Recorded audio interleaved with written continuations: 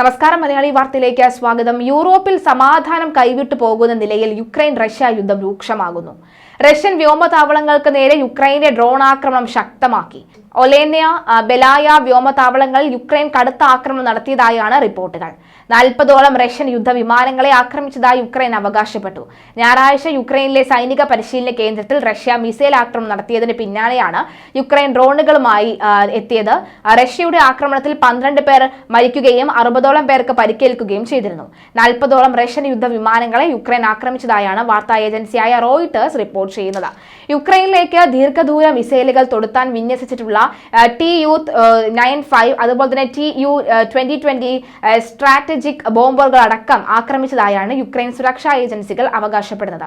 അതേസമയം യുക്രൈന്റെ ഡ്രോൺ ആക്രമണം റഷ്യയിലെ ഗവർണർ സ്ഥിരീകരിച്ചിട്ടുണ്ട്. ഒലേനി വ്യോമതാവളത്തിന് സമീപം സ്ഫോടന ശബ്ദങ്ങൾ കേട്ടതായും കനത്ത പുക ഉയർന്നതായും റിപ്പോർട്ട് ചെയ്യപ്പെട്ടിട്ടുണ്ട്. ഇതിന്റെ ചിത്രങ്ങളും വീഡിയോകളും പുറത്തു വന്നിട്ടുണ്ട്.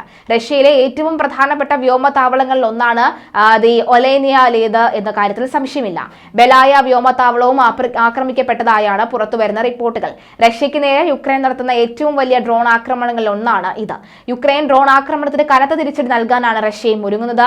ഡ്രോൺ ആക്രമണത്തിൽ ആർക്കും പരിക്കുകളോ ആളപായമോ ഉണ്ടായതായി ഉടൻ റിപ്പോർട്ടുകളില്ല. യുക്രൈനിൽ നഗരങ്ങളിൽ ഉടനീളം റഷ്യൻ സൈന്യം 367 ഡ്രോണുകളും മിസൈലുകളും അഴിച്ചുവിട്ട് ഒരാഴ്ച കഴിഞ്ഞാണ് ഇപ്പോഴത്തെ ആക്രമണം ഉണ്ടായിരിക്കുന്നത്. യുദ്ധത്തിലെ ഇതുവരെയുള്ള ഏറ്റവും വലിയ വ്യോമാക്രമണമാണ് റഷ്യ നേരിട്ടത്. നേരത്തെ ട്രംപിന്റെ വെടിനിർത്തൽ നിർദ്ദേശം അടക്കം തള്ളിയാണ് റഷ്യൻ പ്രസിഡന്റ് വ്ളാദിമിർ പുടിൻ മുന്നോട്ട് പോയത്. ഐക്യരാഷ്ട്രസഭ സുരക്ഷാ കൗൺസിൽ യുക്രൈനിലെ സമഗ്രമായ വെടിനിർത്തൽ നിർദ്ദേശം അംഗീകരിക്കാൻ അമേരിക്ക റഷ്യയോട് ആവശ്യപ്പെട്ടിരുന്നു.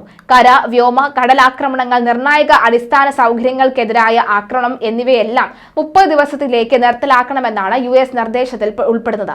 റഷ്യയുടെ കരാർ വരെ കാത്തിരിക്കേണ്ടി വന്നതിനാൽ യുക്രൈൻ ഇതിനോടകം തന്നെ അംഗീകരിച്ചിട്ടുണ്ട്. സുരക്ഷാ കൗൺസിലിൽ സംസാരിച്ച acting deputy US ambassador John Kelly സൈനിക പ്രമേയത്തിന് അല്ല, നയതന്ത്ര പ്രമേയത്തിനാണ് വാഷിംഗ്ടൺ പ്രതിജ്ഞാബദ്ധമെന്ന് ഊന്നി പറഞ്ഞത്.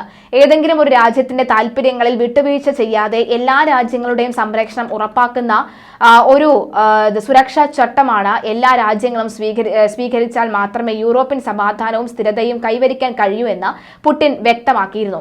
രാജ്യങ്ങളുടെ പുതിയ സുരക്ഷാ ഘടന തുല്യവും അവിഭാജ്യമായിരിക്കണമെന്നും അദ്ദേഹം അഭിപ്രായപ്പെട്ടു. അതായത് എല്ലാ രാജ്യങ്ങൾക്കും അവരുടെ സുരക്ഷയ്ക്ക് ഉറപ്പ് ഉണ്ടായിരിക്കണം, എന്നാൽ അത് മറ്റ് രാജ്യങ്ങളുടെ സുരക്ഷയും താൽപര്യങ്ങളും അപകടത്തിലാക്കിക്കൊണ്ടാകരുത് എന്നും അദ്ദേഹം അഭിപ്രായപ്പെട്ടു. 1990കൾ മുതൽ പാശ്ചാത്യ രാജ്യങ്ങൾ നാറ്റോയെ കിഴക്കൻ മേഖലയിലേക്ക് വികസിപ്പിച്ചുകൊണ്ട് ഈ തത്വം ലംഘിക്കുകയാണ് എന്ന് പുടിൻ ആരോപിച്ചു. ജർമ്മൻ പുനരേകീകരണത്തിന് പിന്തുണ നേടിയതായി സോവിയറ്റ് യൂണിയൻ നേരത്തെ നൽകിയ ഉറപ്പുകൾ ലംഘിച്ചുവെന്നും അദ്ദേഹം ചൂണ്ടിക്കാണിച്ചിരുന്നു. യുക്രൈനെ നാറ്റോയിൽ ഉൾപ്പെടുത്താനുള്ള പാശ്ചാത്യ രാജ്യങ്ങളുടെ ഉദ്ദേശമാണ് യുക്രൈനുമായുള്ള സംഘർഷത്തിന്റെ പ്രധാന കാരണമായി റഷ്യ ചൂണ്ടിക്കാണിക്കുന്നത്.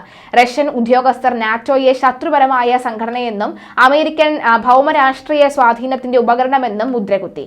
നാറ്റോയുടെ നിയന്ത്രണത്തിലുള്ള യൂറോപ്യൻ യൂണിയൻ അതിന്റെ യഥാർത്ഥ ദൗത്യമായ സാമ്പത്തിക സംയോജനത്തിന് നിന്ന് വ്യതിചലിച്ച സൈനിക മുൻഗണനകളിലേക്ക് മാറിയെന്നും റഷ്യ ആരോപിച്ചു. അതേസമയം യൂറോപ്യൻ യൂണിയൻ അംഗരാജ്യങ്ങൾ ആയുധ നിർമ്മാണത്തിനും സൈനിക സംഭരണത്തിനും ധനസഹായം നൽകുന്നതിനായി 150 മില്യൺ യൂറോയുടെ വായ്പാ പദ്ധതിക്ക് അംഗീകാരം നൽകി. എന്നാൽ റഷ്യയിൽ നിന്നുള്ള ഭീഷണികളുള്ള മറുപടിയായാണ് യൂറോപ്യൻ യൂണിയൻ വായ്പാ പദ്ധതിക്ക് അനുമതി നൽകിയത് എന്നും റഷ്യ ചൂണ്ടിക്കാണിക്കുന്നു. 2010 മുതൽ തുടർച്ചയായി വിളിച്ചു ചേർക്കുന്ന റഷ്യൻ സുരക്ഷാ കൗൺസിലാണ് പുടിൻ നാറ്റോ പാശ്ചാത്യ രാജ്യങ്ങൾക്കെതിരെ ശക്തമായി ആഞ്ഞടിച്ചത്. ഭീകരത, അതിർത്തി കടന്നുള്ള കുറ്റകൃത്യങ്ങൾ, ആഗോള ഭൗമരാഷ്ട്രീയ അസ്ഥിരത എന്നിവ ഉൾപ്പെടെ നിരവധി സുരക്ഷാ ആശങ്കകൾ ചർച്ച ചെയ്യുന്നതിനായി പാശ്ചാത്യ ഇതര രാജ്യങ്ങളെയും സംഘടനകളിലേക്കും അംഗങ്ങളും റഷ്യ സുരക്ഷാ കൗൺസിൽ യോഗത്തിൽ പങ്കെടുക്കാൻ ഉണ്ടായിരുന്നു.